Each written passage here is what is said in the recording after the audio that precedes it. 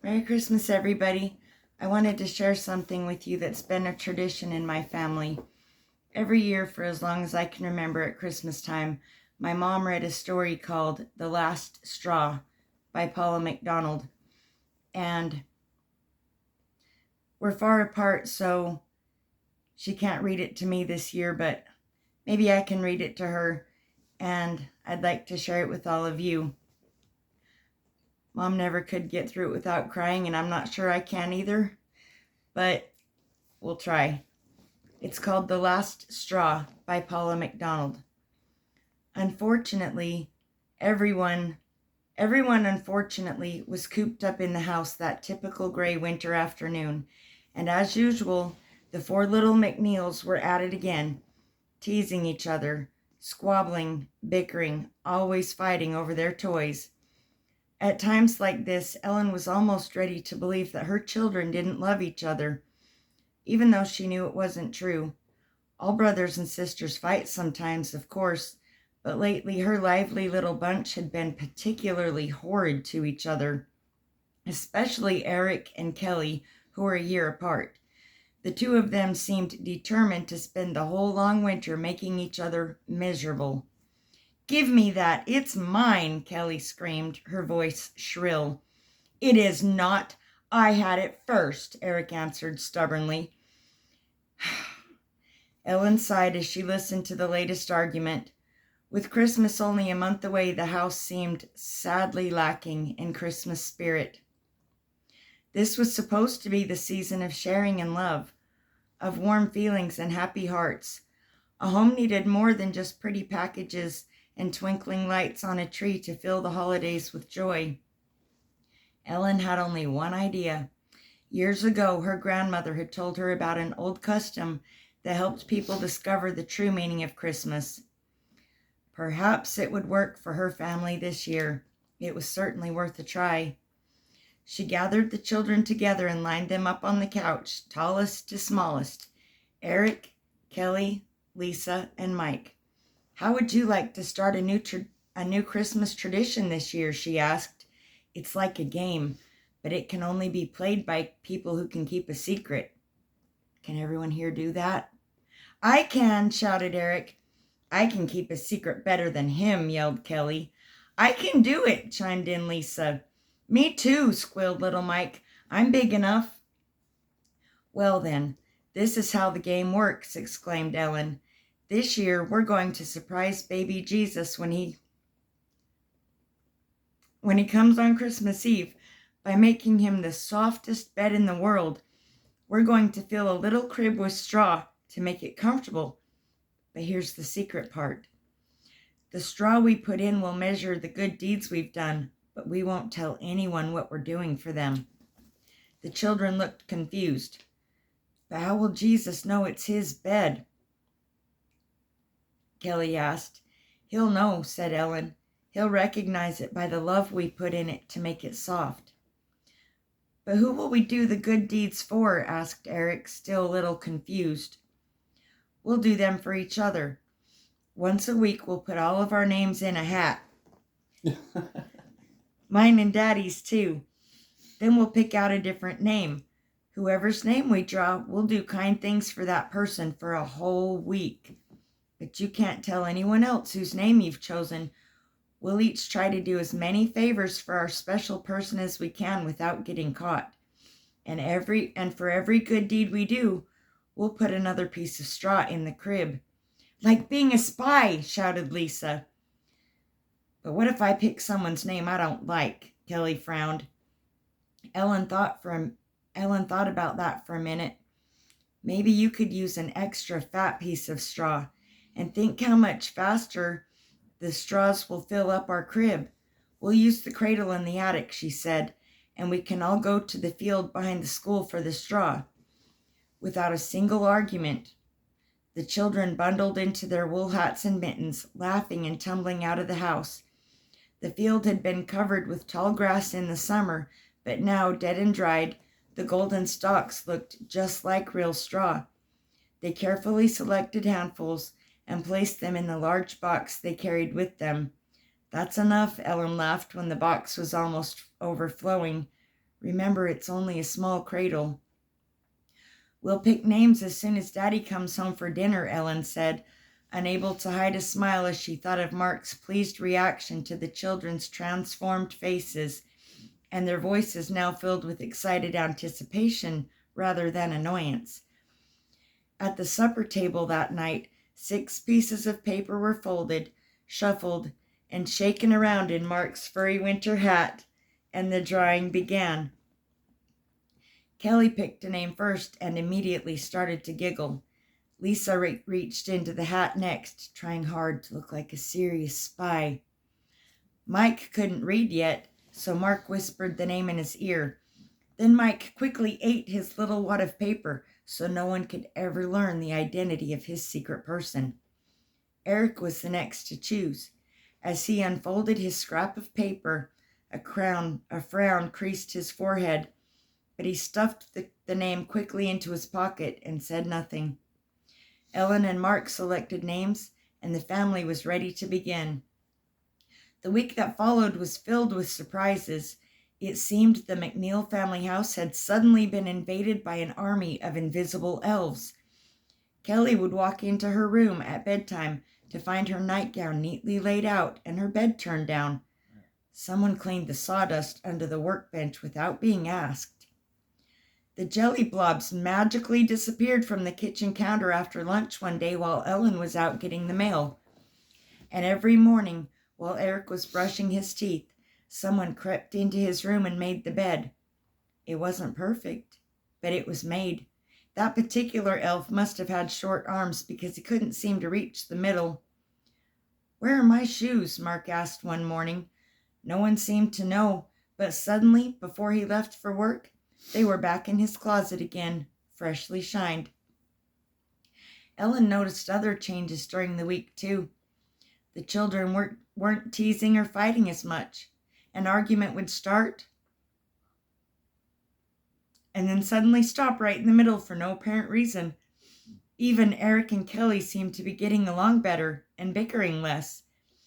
In fact, there were times when all the children could be seen smiling secret smiles and giggling to themselves, and slowly, one by one, the first few straws began to appear in the little crib. Just a few, then a few more each day. By the end of the first week, a little pile had accumulated. Everyone was anxious to pick new names, and this time there was more laughter and merriment than there had been the first time, except for Eric. Once again he unfolded his scrap of paper, glanced at it, and stuffed it in his pocket without a word. The second week brought more astonishing events, and the little pile of straw in the manger grew higher and softer. There was more laughter, less teasing, and hardly any arguments could be heard around the house. Only Eric had been unusually quiet, and sometimes Ellen would catch him looking a little sad, but the straws in the manger continued to pile up. At last, it was almost Christmas. They chose for the final time, on the night before Christmas Eve, new names.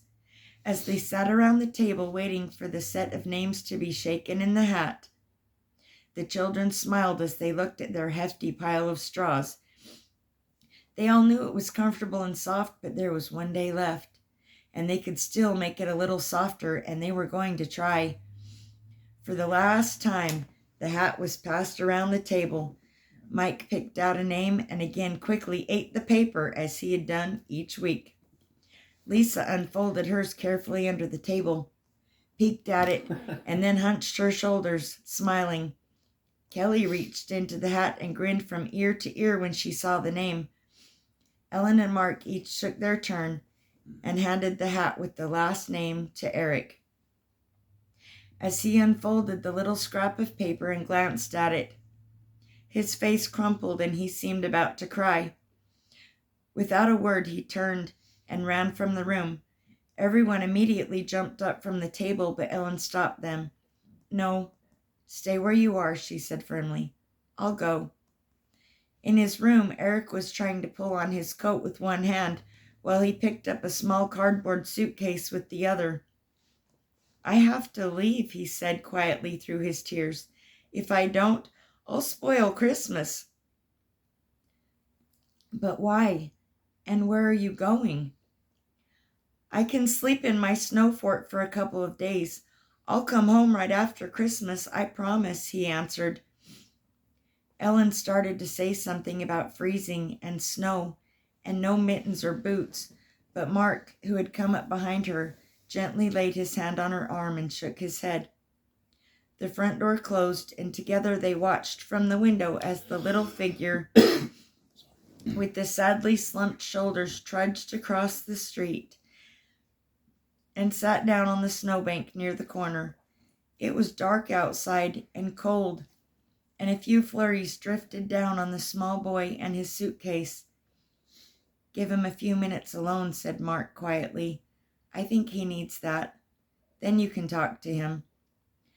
The huddled figure was already dusted with white when Ellen walked across the street and sat down beside him on the snowbank.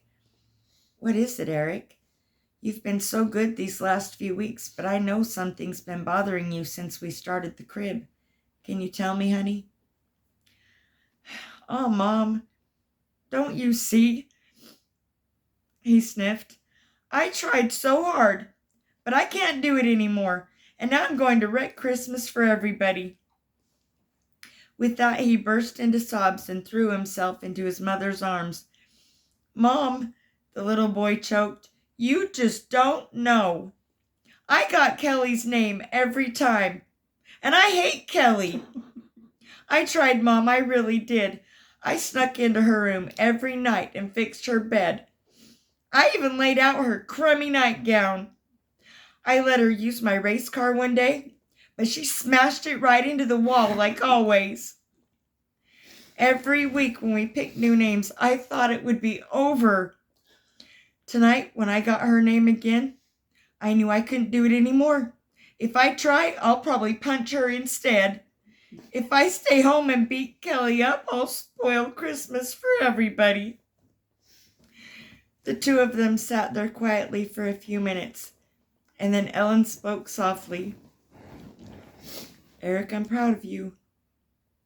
Every good deed you did should count double because it was hard for you to be nice to Kelly for so long. But you did those good deeds anyway, one straw at a time. You gave her love when it wasn't easy to give, and maybe that's what the spirit of Christmas is what it's really all about. Maybe that's what the spirit of Christmas is really all about.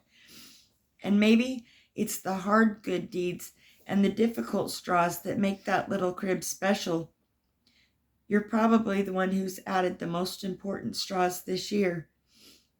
Ellen paused, stroking the head pressed tightly against her shoulder. "Now, how would you like a chance to earn a few easy straws like the rest of us? I still have the name I picked in my pocket, and I haven't looked at it yet. Why don't we switch for the last day, and it will be our secret?" Eric lifted his head and looked into her face, his eyes wide. "That's not cheating?" "It's not cheating." And together they dried the tears, brushed off the snow, and walked back into the house. The next day the whole family was busy cooking and straightening up the house for Christmas Day, wrapping last-minute presents and trying hard to keep from bursting with excitement. But even with all the activity and eagerness, a flurry of new straws piled up in the crib, and by nightfall the little manger was almost overflowing. At different times while passing by, each member of the family, big and small, would pause and look at the wonderful pile for a moment, then smile before going on. But who could really know? One more straw might still make a difference. For that reason,